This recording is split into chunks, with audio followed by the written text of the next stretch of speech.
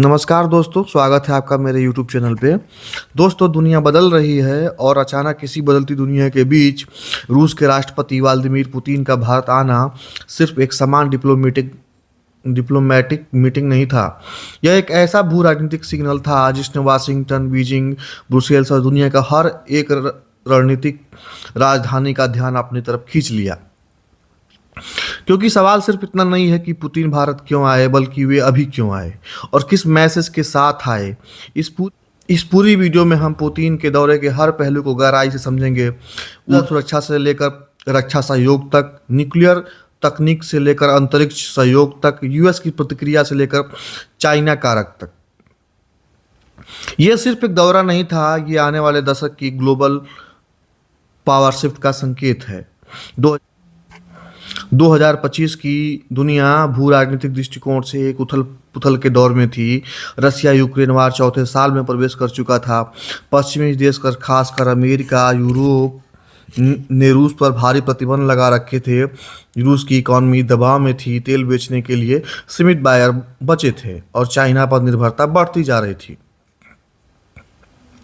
उधर middle east में Israel Iran tension ने ग्लोबल ऑयल प्राइसेस को अनिश्चित बना दिया था।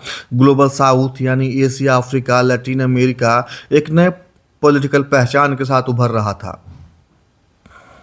अब हर देश यूएस की सुपर पावर डोमिनेंस को चैलेंज कर रहा था, लेकिन इस पूरे उथल पुथल के बीच एक देश शांत, स्थिर और रणनीतिक संतुलन के साथ खड़ा था। वो था भारत, एक राइजिंग सुपर पावर, एक ग्लोबल बैलेंसर और ये रूस के लिए एक ऐसा पार्टनर जिसके बिना मॉस्को आने वाले दशकों में टिक नहीं सकता।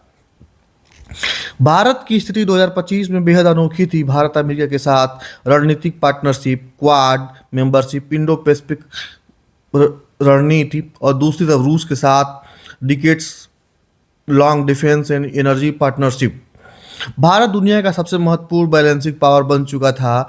रसिया के लिए इंडिया सिर्फ बायर नहीं था, बल्कि एक लाइफ पार्टनर बन गया था। इंडिया दुनिया का सबसे बड़ा रूसी खरीदार है, लगभग 36%। रसिया के 70% से ज़्यादा डिफेंस प्लेटफॉर्म भारत द्वारा खरीदे गए। रसिया की फॉरेन पॉलिसी में इंडिया फैक्टर सबसे अहम है और भारत के लिए भी रूस उतना ही जरूरी था। ऊर्जा सुरक्षा, डिफेंस हार्डवेयर, न्यूक्लियर तकनीकी, स्पेस सहयोग, सब कुछ रूस से जुड़ा है। यही कारण है कि पुतिन का आना सिर्फ डिप्लोमेसी नहीं, स्ट्रेटजिक कंपल्सन था। अब सबसे बड़ा सवाल, पुतिन इसी समय क्यों आए?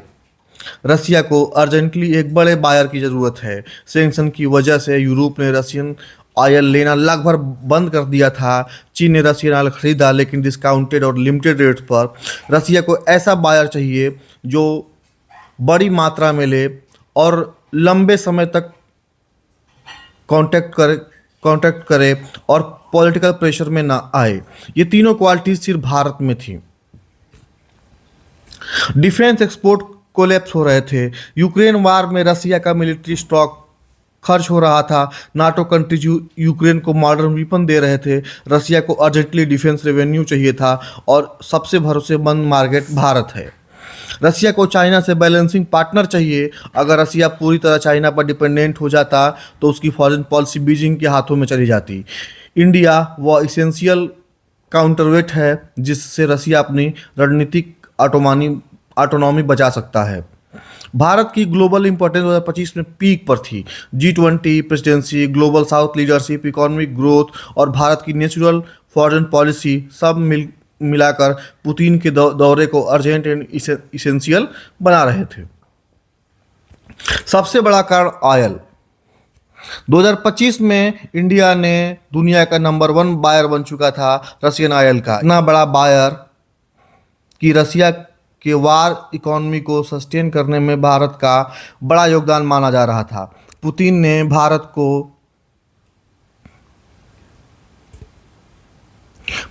भारत को अनइंटरप्टेड ऑयल सप्लाई की गारंटी क्यों दी? क्योंकि यूएस ने प्राइस कैप लगाकर रसिया की कमाई रोकने की कोशिश की थी, लेकिन इंडिया ने रूस से ऑयल खरीदना जारी रखा था और सस्ते में रिफाइन करके दुनिया को बेच रहा था, जिससे भारतीय इकोनॉमी को भी लाभ हो रहा था और साथ में हमें डॉलर भी प्राप्त हो रहे थे। इस विजिट में क्या हुआ, रसिया ने इंडिया को नेक्स्ट 10 ईयर के लिए क्रूड ऑयल सप्लाई गारंटी दी, डिस्काउंट फार्मूला फिक्स किया, एलएनजी इंपोर्ट बढ़ाने पर चर्चा और Arctic energy corporation plan pipeline possibility वापस टेबल पर लाया गया। इंडिया को चीप डील, रसिया को guaranteed buyer, win win for both, मतलब दोनों ही देश जीते।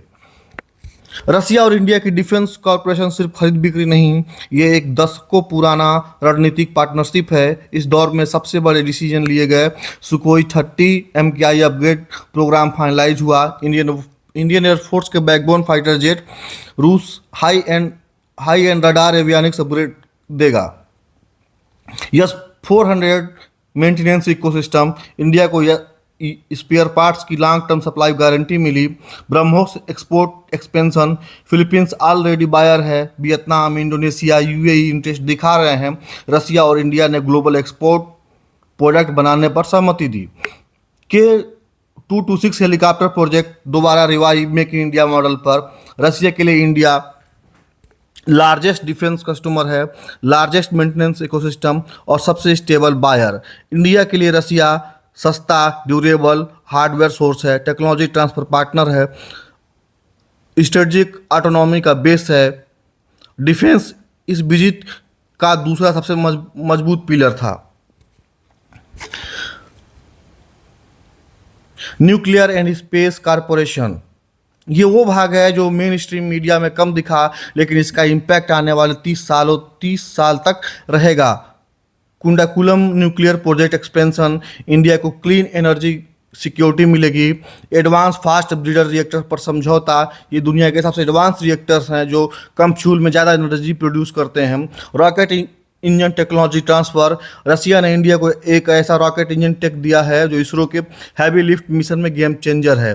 Satellite corporation, Russia India navigation system में भी कोलैबोरेशन बढ़ेगा। ये सब इंडिया को टेक्नोलॉजिकल पावर बनाने वाला कदम है। सबसे बड़ा मुद्दा भारत और रूस का व्यापार असंतुलन है। भारत रूस से तेल खरीदता है, लेकिन रूस भारत से कम चीज़ें खरीदता है। इस यात्रा में तय हुआ डॉलर के बजाय local currency trade system. Pharma export बढ़ाया जाएगा, एग्रीकल्चर एक्सपोर्ट बढ़ाए जाएंगे, मशीनरी एंड इंजीनियरिंग गुड्स का एक्सपोर्ट बढ़ाने के लिए फ्रेमवर्क बनाया जाएगा। INSTC को रिवाइव करना, नॉर्थ साउथ कॉरिडोर भारत को यूरोप और रसिया तक शॉर्टेस्ट रूट देता है, ये पूरे व्यापार का नक्शा बदल देगा। चाइना कारक, ये यात्रा चाइना के लिए सबसे बड़ा भू राजनीतिक झटका था। क्यों? क्योंकि रसिया चाइना पर आर्थिक रूप से निर्भर हो चुका है, लेकिन रसिया नहीं चाहता कि वो चाइना का जूनियर पार्टनर बन जाए। इंडिया के साथ डीपर टाइज, रसिया चाइना पर आर्थिक रूप से निर्भर हो चुका है, लेकिन रसिया नहीं चाहता कि वो चाइना का जूनियर पार्टनर बन जाए। इंडिया के साथ डीपर टाइज रसिया को चाइना की निर्भरता से बचाता है, और इंडिया चाहता है कि रसिया चाइना के पूर्ण करीब न जाए। इंडो रसिया रिलेशन एक स्टेबलाइजिंग ट्रेंगल बने जो एशिया की पावर बैलेंस को तय करे। US reaction and global impact, इस विजिट से यूएस खुश नहीं था, कारण इंडिया रसिया से ऑयल खरीद कर रसिया की वार इकोनॉमी को सस्टेन कर रहा था। इंडिया रसिया वीपेंस से लेकर यूएस आर्म्स मार्केट को नुकसान पहुंचा रहा था। इंडिया की नेचुरल फॉरेन पॉलिसी यूएस को अनकंफर्टेबल करती है, लेकिन भारत ने साफ कर दिया हमारी फॉरेन पॉलिसी इंडिपेंडेंट है, हम किसी कैंप का हिस्सा नहीं हैं। इस यात्रा ने दुनिया को मैसेज दिया, India is not east not west, India is India, a global power with its own voice.